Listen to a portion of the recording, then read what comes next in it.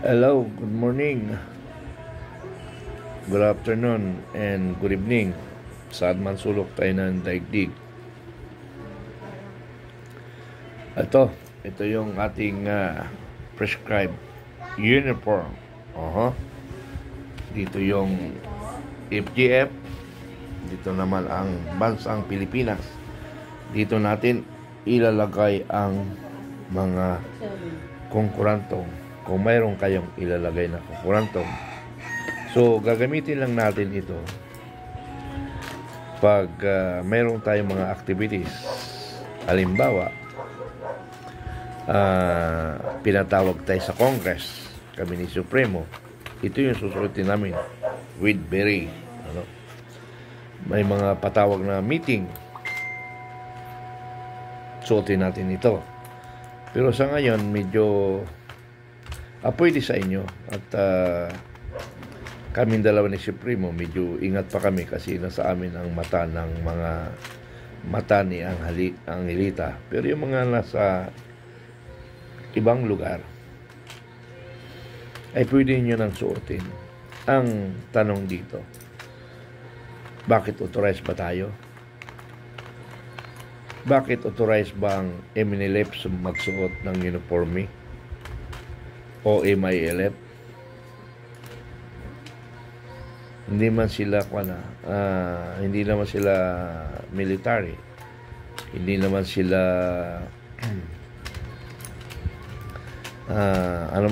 hindi nga sila register sa SEC So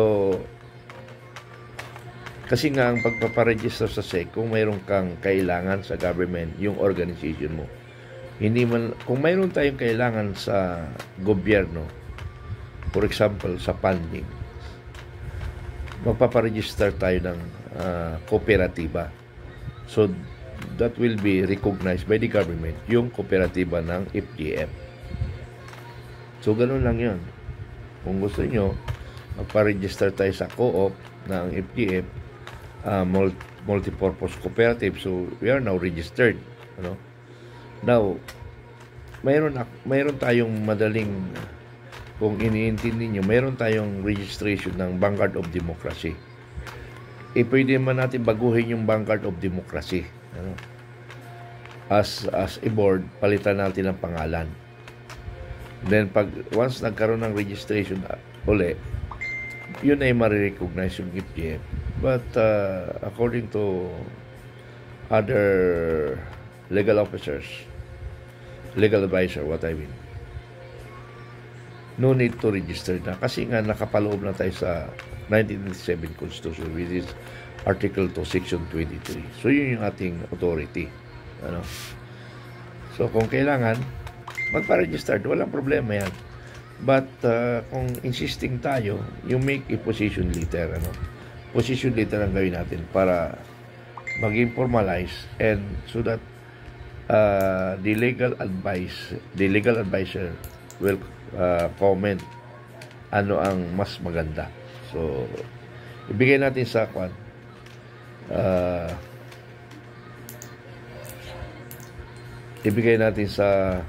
mga legal expert.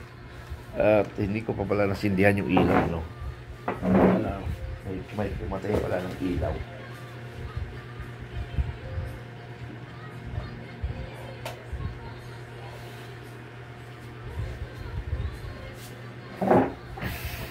So yan, ganun rin, mas maganda pa rin kanina, okay lang. So ganun,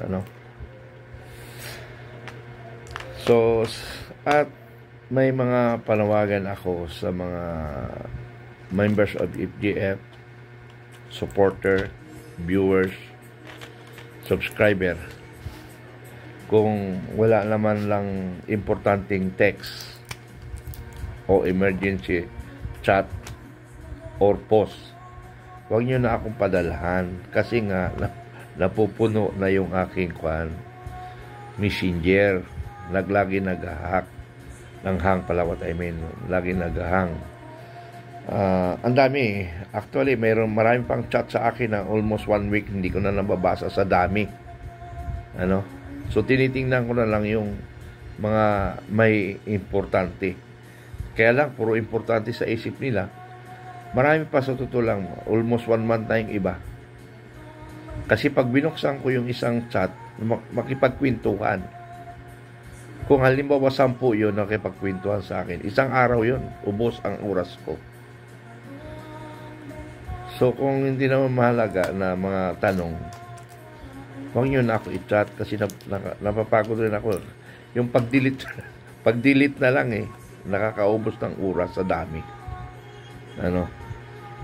Dalawa yung account ko. So yung iba, pag hindi ako sumagot sa kabila, dito na ako bibirahin sa kabila. So understanding lang muna kasi may milyon na kasi yung membro natin, milyon na, kaya nahihirapan na rin ako. Actually, nabawasan na nga ako kasi may bago tayong tube staff, si General Satparan. Wala na talaga ako dapat pansinin. Kaya lang minsan hindi maiwasan talaga. Ina-assist ko yung ating tube staff. Okay. So much for that. Ang gusto ko iparating sa inyo yung impeachment ngayon. May gusto lang ako iparinig sa inyo sa impeachment. Pero siguro itong impeachment, ito na yung magiging trigger sa ating mga kababayang mga naniniwala sa katotohanan. Ang problema kasi sa atin, una, yung mga nagsabi, now na, kailan ba? Dapat ngayon na. Nangyari na nga sa amin yun Now na, wala rin nangyari. Mas maganda yung proper timing kasi yung now na, ilan na pumunta.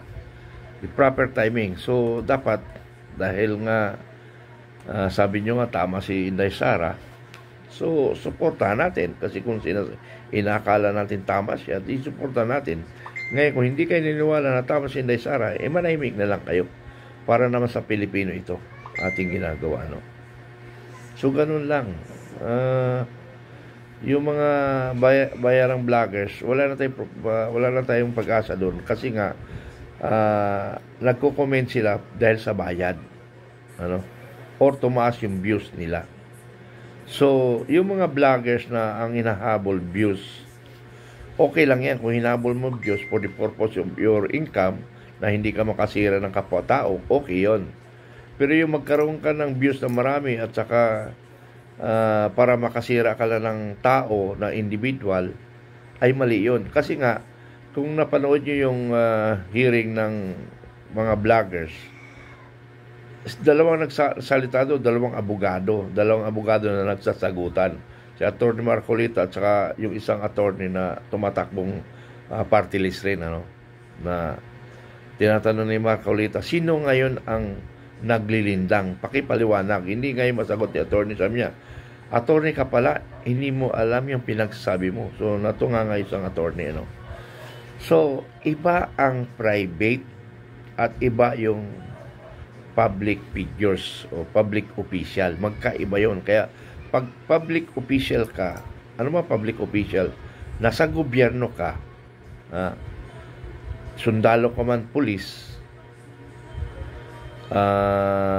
basta nasa gobyerno, huwag ka maging balat kayo. Kayo na sa barangay, pag pinunakay ng taong bayan na hindi kayo nagtatrabaho at tapat-taman kayo at siga kayo, karapatan ng taong bayan, kasi yung tinatanggap nyo ay galing sa taong bayan. Kaya may karapatan sila o karapatan namin. Kayong mga nasa gobyerno, kumbaga, nasa inyo ang batikos. Kasi ginusto nyo maging public official o public employee. Pero magkaiba rin yung public official at saka public employee. Magkaiba rin yun. So yung private, yung employee, public employee, minsan pumapasok yan sa private individual. Pero kung in regards to trabaho ang binatikos mo, wala siyang magagawa. Pero kung hindi personal na binabanat mo, that is now considered as libel. Pero yung mga katulad ng mga national figures, kahit birahin mo yan, katulad ni Bangag talaga siya weak leader, wala siya magagawa. Totoo naman huwag tayo maging balat si Boy. Okay, balik tayo sa private. Ang private, you can be charged of any criminal law.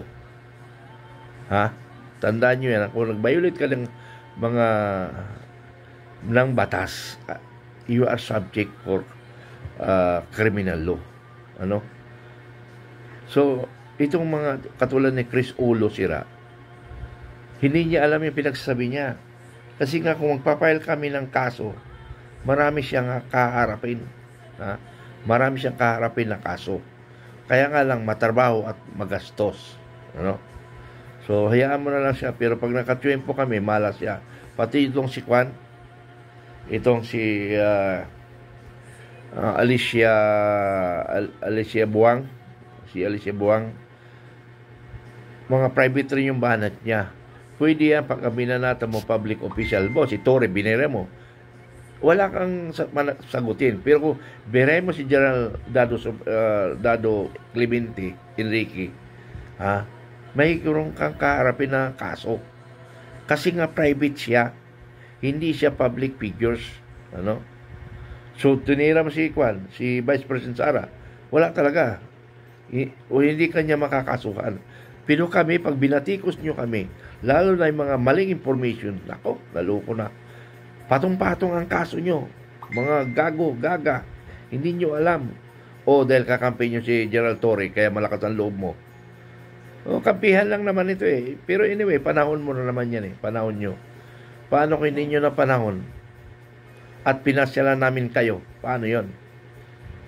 Mag-appear na lang ba tayo? O magpapaliwanag ka? Yun yung tanong doon. Pag hindi mo nakakampi si General Torre, ilang taon na lang mag-retire si Torre. Hello? So, saan ka tatakbo ngayon? Tatakbo ka naman, magsisip-sip ka naman sa isang gobyerno. Pero anyway, kasi nga, itong gobyerno na ito abusado. So, yun lang muna. Gusto ko iparinig yung impeachment na kinot ni General Macanas, para malaman niyo yung latest development, Okay.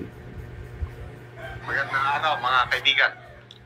Pag-usapan naman natin ngayon yung pang-apat na impeachment complaint na isinampa laban kay VP Sara. Kasi bigla nito tatlo lang yung nandun nakabinbin. Kahapon, habang pinipirmahan yung resolution endorsing the impeachment complaint sa Senado, ayun, isinabay nila yung pang-apat na impeachment complaint. So, ano ba ang nilalaman nito at paano ang depensa ni VP Sara dito sa pang-apat? Okay? So, merong magandang paliwanag ni Atty. Nel, isang magaling na abogadong vlogger. Pakinggan natin ito at dagdagan ko, mag-reaction tayo.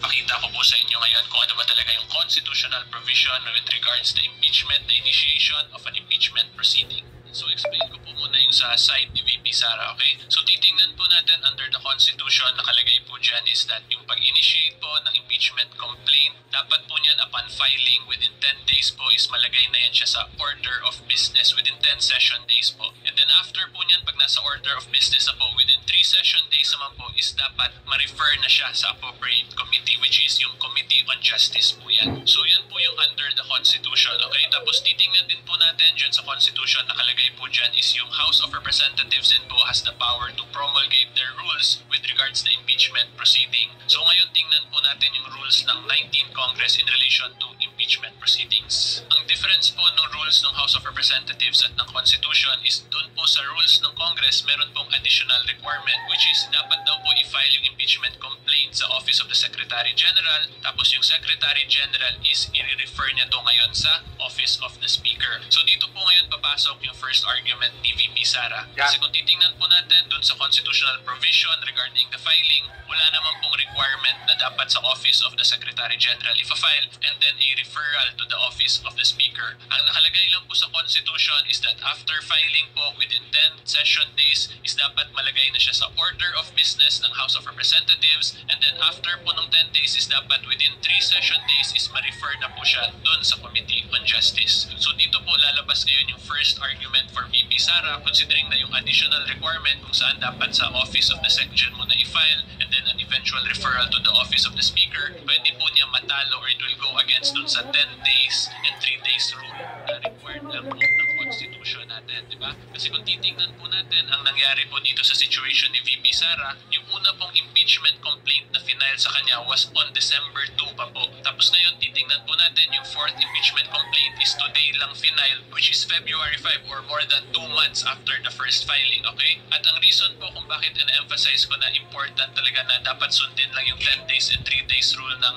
Constitution is because once po kasi na-initiate na properly initiated na ang isang impeachment complaint, papasok na ngayon yung 1-year bar or yung prohibition to file another impeachment complaint. Okay, so yun po talaga yung importance itong dinidiscuss ko. Kasi kung susundin po natin yung Constitution lang, yung 10 days and 3 days rule, dapat po matagal nang na-refer sa Committee on Justice yung impeachment complaint against VP Sara, okay? And as held po in the case of Francisco versus House of Representatives, the 2003 case, once po na-file na yung impeachment complaint at na-properly refer na po sa Committee on Justice, the impeachment complaint has been deemed initiated. Therefore, yung 1-year prohibition or bar to file another impeachment complaint already applies. Okay, so i-apply po natin yan ngayon sa situation since December 2 pa nga po yung una. Kung nasunod yung 10 days and 3 days, dapat matagal na yung first 3 impeachment complaints is napunta na talaga sa Committee on Justice. At kung na-refer na yun sa Committee on Justice, itong pinaka-present or pinaka-recent na impeachment complaint, the fourth impeachment complaint which was filed today lang po, February 5, is hindi na pwede tanggapin yan ng Congress because mag-a-apply na po yung 1-year prohibition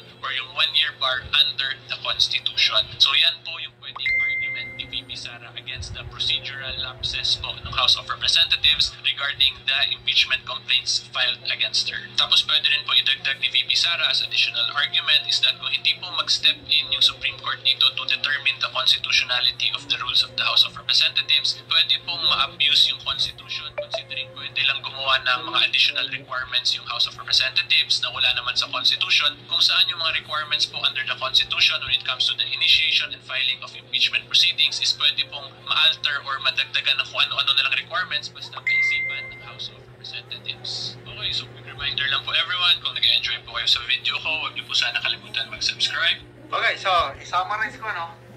May procedural lapses yung pag-file ng fourth impeachment complaint.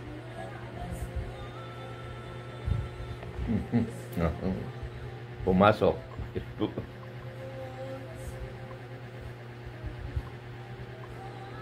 Hello. Nawala.